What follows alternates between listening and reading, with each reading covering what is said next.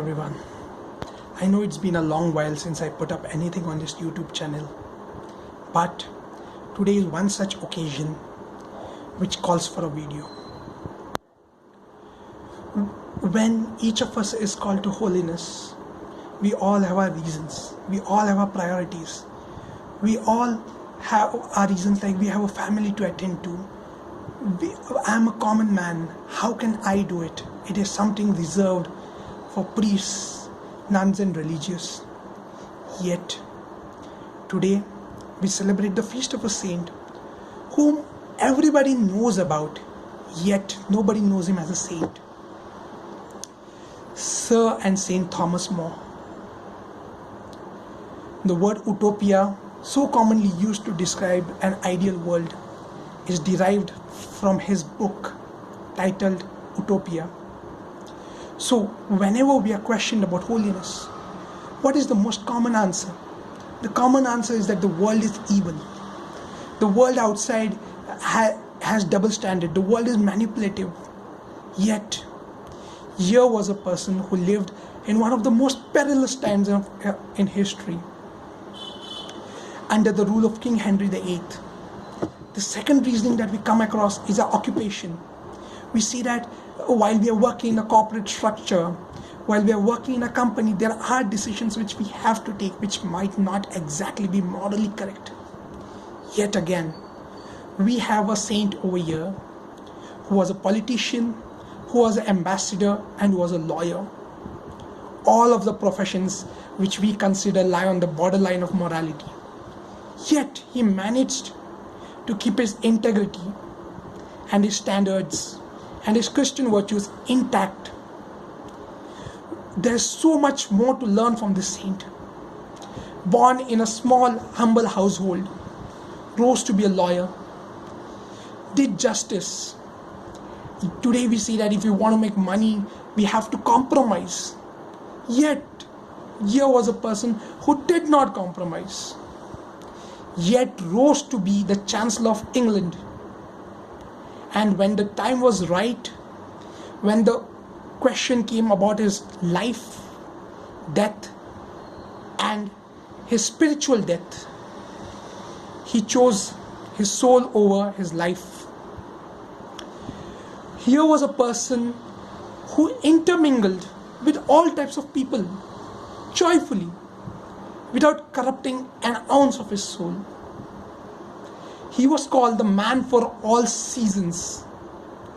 Today, think about it. Today, how many of us can be called a man for all seasons? Who can be admired by his loved ones and his adversaries in the same possible way?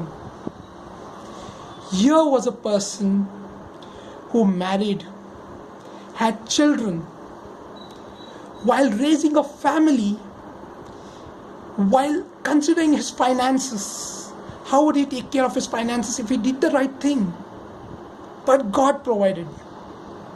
And when the time was right, when he couldn't take it anymore, when the question came of protecting his soul, when the question came of making King Henry VIII the head of Church of England, he sacrificed not only his life but his family.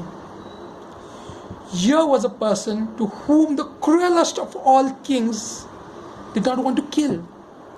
A king who inevitably killed his wives at the fluke of his hand. But when it came to Thomas More, his beloved chancellor, even till the last moment he questioned, are you willing to take the oath? It's a modern day tale of Daniel, where he said that, look, my life doesn't matter. You put me in the pit of a lion. You hang me by the neck. You kill me. The standard format of death during under the reign of King Henry VIII for sedition and for not taking this oath was hung, drawn and quartered. A living person would be hung.